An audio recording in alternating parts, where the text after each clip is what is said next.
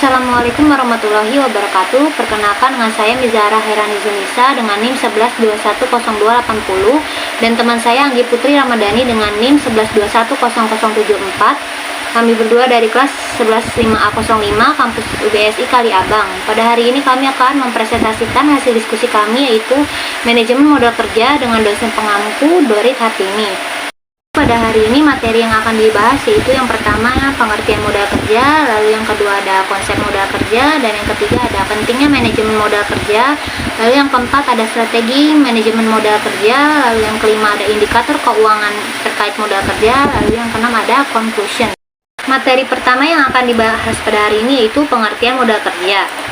Apa itu modal kerja? Modal kerja adalah jumlah dana atau aset yang digunakan oleh sebuah perusahaan untuk menjalankan operasinya sehari-hari.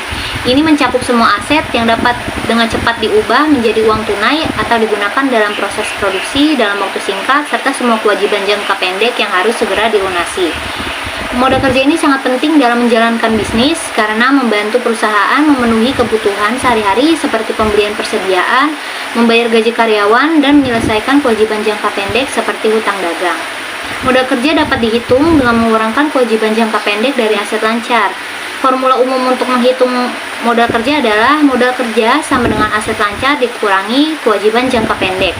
Biasanya modal kerja bersih yang positif menunjukkan bahwa perusahaan memiliki lebih banyak aset lancar daripada kewajiban jangka pendek, sedangkan modal kerja bersih yang negatif menunjukkan sebaliknya. Kemudian lanjut ke materi kedua yaitu konsep modal kerja. Konsep modal kerja sangat penting dalam manajemen keuangan perusahaan. Ini berkaitan dengan pengelolaan sumber daya keuangan perusahaan yang digunakan untuk menjalankan operasi sehari-hari. Berikut adalah beberapa konsep penting yang terkait dengan modal kerja. Yang pertama itu ada konsep kuantitatif. Konsep ini memusatkan pada angka-angka atau kuantitas dana yang diperlukan oleh perusahaan untuk memenuhi kebutuhan operasional yang bersifat rutin atau jumlah dana yang tersedia untuk tujuan operasi jangka pendek. Konsep ini menganggap bahwa modal kerja adalah jumlah total aktiva lancar atau gross working capital yang dibutuhkan oleh perusahaan. Dengan kata lain, pendekatan kuantitas yang menekankan perhitungan yang lebih matematis dalam mengelola dana operasional perusahaan. Yang kedua ada konsep kualitatif. Konsep ini fokus utamanya adalah cara penggunaan modal kerja yang lebih efisien dan produktif daripada jumlahnya. Dalam konsep ini, modal kerja didefinisikan sebagai selisih antara aktiva lancar dan hutang jangka pendek atau net working capital yang mencakup dana dari pinjaman jangka panjang dan ekuitas pemilik perusahaan.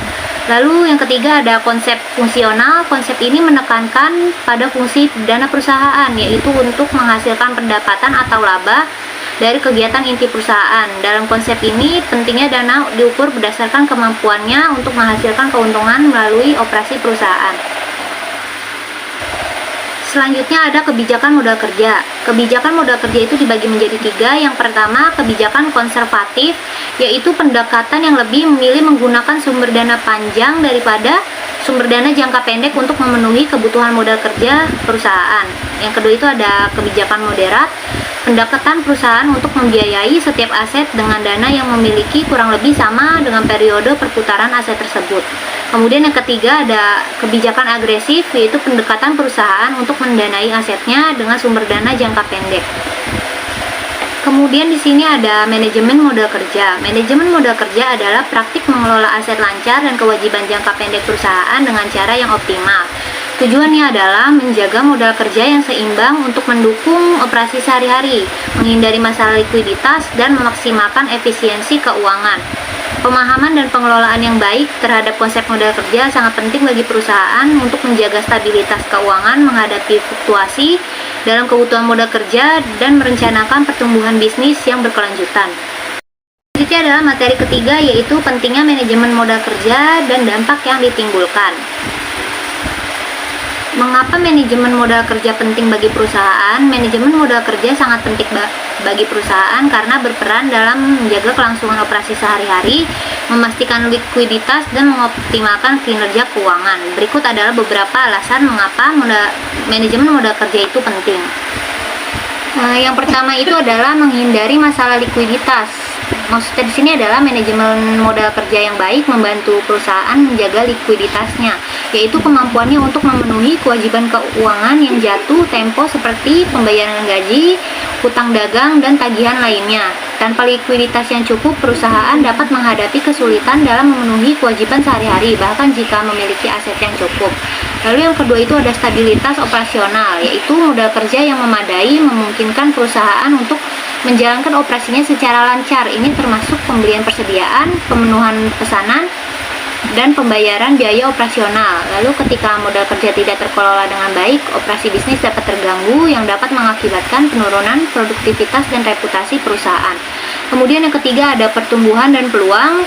Maksudnya adalah manajemen modal kerja yang efisien dapat memberikan fleksibilitas keuangan yang diperlukan untuk mengejar peluang pertumbuhan, seperti ekspansi bisnis, akuisisi, atau pengembangan produk baru. Perusahaan yang tidak memiliki modal kerja yang cukup mungkin akan melewatkan peluang-peluang ini.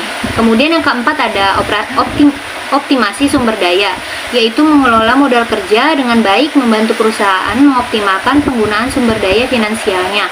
Ini dapat mengurangi biaya pinjaman dan meningkatkan efisiensi penggunaan modal kerja yang pada gilirannya meningkatkan profitabilitas. Kemudian yang kelima ada evaluasi kesehatan keuangan, yaitu modal kerja yang seimbang adalah indikator kesehatan keuangan perusahaan. Investor, kreditur, dan pemangku kepentingan lainnya seringkali memperhatikan modal kerja sebagai salah satu metrik utama dalam menilai stabilitas dan potensi pertumbuhan perusahaan. Yang terakhir itu ada manajemen resiko, yaitu manajemen modal kerja yang baik dapat membantu perusahaan mengidentifikasi dan mengelola resiko keuangan. Ini dapat melibatkan strategi untuk mengurangi resiko seperti resiko likuiditas dan resiko fluktuasi harga bahan baku. Ini adalah dampak modal kerja yang buruk terhadap likuiditas dan kinerja keuangan. Manajemen modal kerja yang buruk dapat memiliki dampak yang signifikan terhadap likuiditas dan kinerja keuangan perusahaan. Berikut adalah beberapa dampak negatif dari modal kerja yang buruk. Yang pertama itu ketidakmampuan memenuhi kewajiban jangka pendek, yaitu modal kerja yang buruk dapat menyebabkan perusahaan kesulitan memenuhi kewajiban keuangan jangka pendek seperti pembayaran hutang dagang, gaji karyawan, atau tagihan lainnya. Ini dapat mengakibatkan perusahaan terlambat dalam membayar krediturnya yang dapat merusak hubungan bisnis dan reputasi perusahaan. Kemudian yang kedua itu ada biaya tambahan. Ketika perusahaan tidak memiliki modal kerja yang cukup untuk memenuhi kewajiban jangka pendeknya, mungkin perlu mengambil pinjaman atau menggunakan sumber pembiayaan lainnya dengan biaya tambahan seperti bunga pinjaman. Biaya tambahan ini dapat mengurangi profitabilitas perusahaan. Kemudian itu yang ketiga ada kesulitan dalam membeli persediaan. Modal kerja yang buruk dapat menghambat kemampuan perusahaan untuk membeli persediaan dengan harga yang baik atau dalam jumlah yang cukup untuk memenuhi permintaan pelanggan. Hal ini dapat mengganggu operasi bisnis dan mengakibatkan hilangnya peluang penjualan. Lalu yang keempat ada penurunan kepercayaan pemangku kepentingan.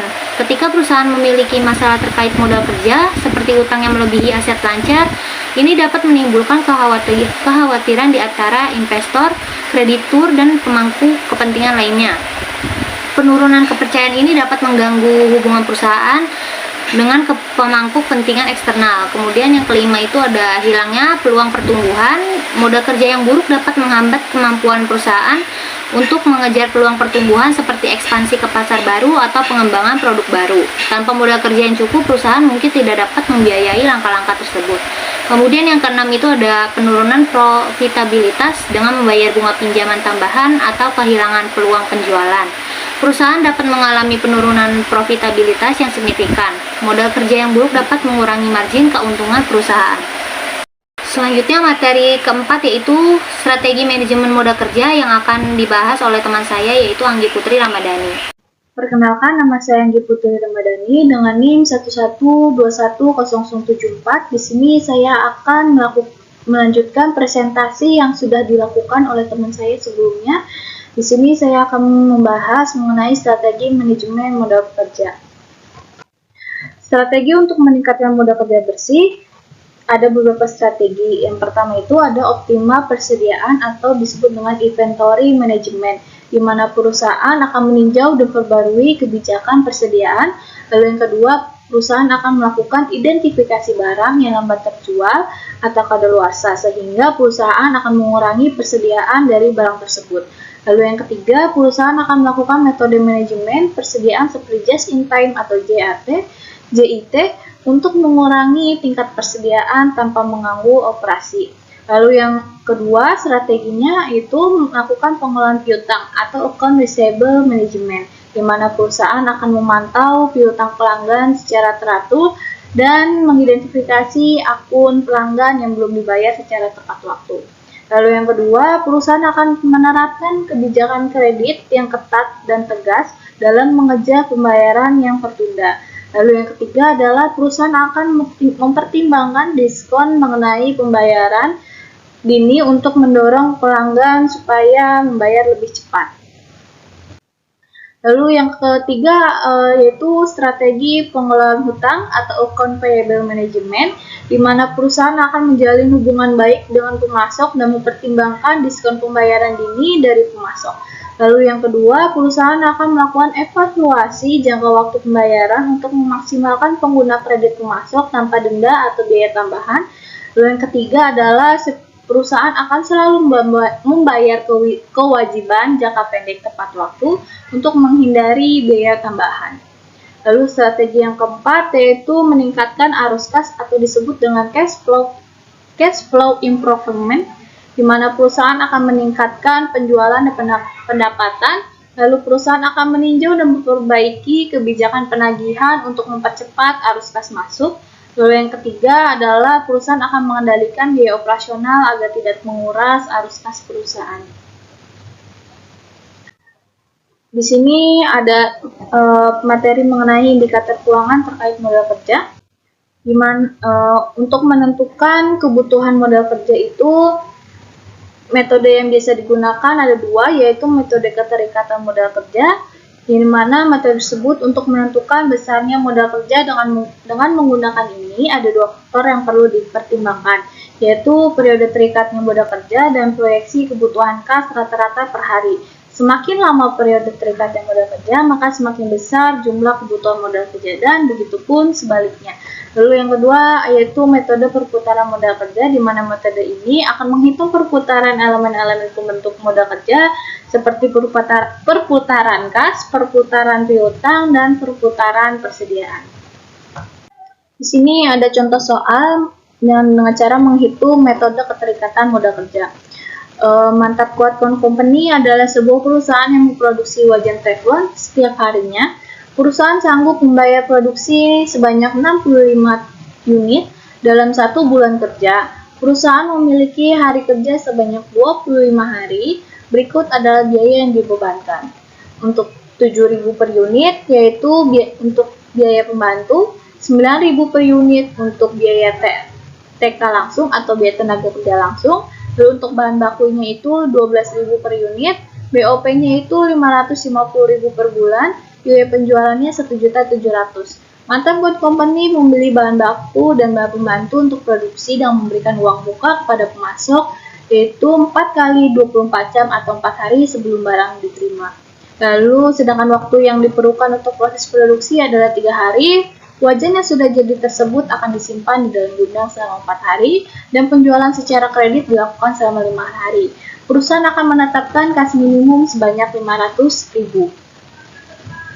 Di sini cara penyelesaiannya, pertama itu kita akan menghitung kebutuhan kas per hari.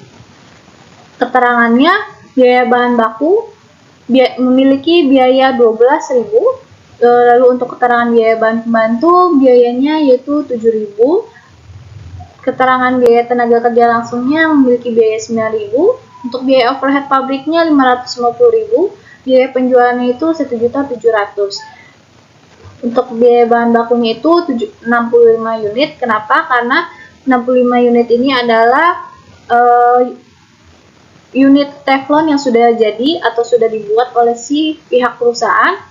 Lalu biaya overhead pabriknya itu 25 hari, di mana 25 hari ini adalah hari dalam sebulan itu si karyawannya bekerja.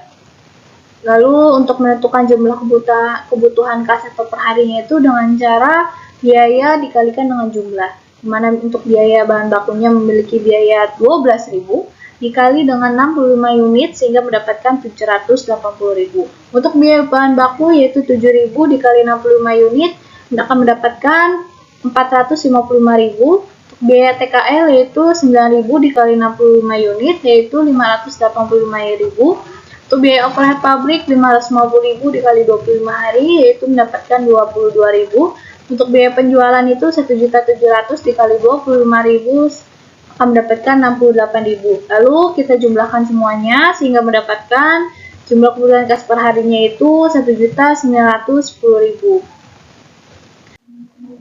Yang kedua yaitu kita akan menghitung kebutuhan modal kerja. Dimana kita sebelumnya sudah menghitung ya kebutuhan kas per harinya untuk biaya bahan baku, biaya pembantu, biaya TKL, biaya overhead pabrik, dan biaya penjualan. Lalu kita masukkan di sini. Lalu kita memasukkan periode. Untuk biaya bahan bakunya itu memiliki periode 16. Biaya bahan pembantunya itu periode 16, biaya TKL itu 12, biaya overhead pabrik sebanyak 12 periode, biaya penjualan itu 12 periode. Nah, untuk itu kita akan menghitung jumlah biaya. Jumlah biaya itu dihitung dari mana? Dari kebutuhan kas per hari dikalikan dengan periode. Dimana untuk biaya bahan bakunya 780.000 dikali 16, yaitu mendapatkan 12.480.000. Begitupun untuk biaya bahan pembantu, biaya TKL, biaya overhead pabrik, dan biaya penjualan. Itu dikalikan juga kebutuhan kas per harinya dikali dengan periodenya. Lalu jika sudah dikalikan semua, sudah dapat, lalu dijumlahkan, akan mendapatkan 27.860.000. Lalu kita masukkan kas minimumnya yang sudah ditetapkan oleh pihak perusahaan, yaitu sebesar 500.000. Lalu akan mendapatkan kita tambah untuk mendapatkan kebutuhan modal kerjanya yaitu sebanyak 28.360.000 untuk kebutuhan modal kerja mantap kuat company. Lalu di sini juga ada contoh soal mengenai metode perputaran modal kerja di mana berikut adalah posisi kas piutang di persediaan PT Melati Jaya, di mana kas pada tahun 2014 itu sebanyak 200.000. Lalu 2015-nya itu 400.000, biaya piutangnya 500.000, di tahun 2015-nya itu ada 600.000, persediaannya pada tahun 2014 itu ada 700.000, 2015-nya itu ada 800.000. Dan A, jika penjualan pada tahun 2015 adalah sebesar 20 juta, maka hitunglah perputaran modal kerja pada tahun 2015.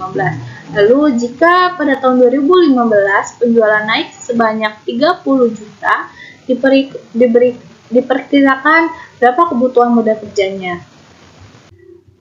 Untuk melakukan di sini ada penyelesaiannya di mana kita akan menghitung perputaran elemen-elemen pembentuk modal kerja. Mana yang pertama adalah adanya perputaran kas dengan cara penjualan dibagi dengan rata-rata kas. 20 juta dibagi dengan 200 ditambah 400 dibagi 2. 200 400-nya dari mana? Dari soal. Di mana 200 ribunya itu pada tahun 2014, 400 ribunya itu pada tahun 2015.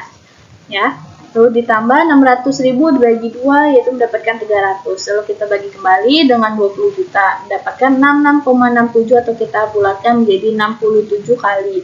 Lalu perputaran piutangnya penjualan dibagi dengan rata-rata piutang. 20 juta dibagi 500 ditambah 600.000 dibagi 2. 500 600 dari mana? Dari soal. 500 ribunya itu pada tahun 2014, 600 ribunya itu dari 2015. Kita ditambah yaitu 1.100.000 dibagi 2 itu mendapatkan 550.000. Lalu kita bagi kembali dengan 20 juta yaitu mendapatkan hasil 36,36 atau kita bulatkan menjadi 36 kali. Begitupun untuk perputaran persediaan di mana penjualannya itu 20 juta dibagi dengan rata-rata persediaan 700 ditambah 800 dibagi 2. 700 tambah 800 yaitu 1.500.000 dibagi 2 yaitu mendapatkan hasil 750.000. Kita bagi kembali dengan 20 juta yaitu mendapatkan 26,67 atau kita bulatkan menjadi 27 kali. Yaitu setelah menghitung elemen-elemennya kita akan menghitung periode terikatnya elemen-elemen pada modal kerjanya. Untuk kasnya itu 360 dibagi 66,7.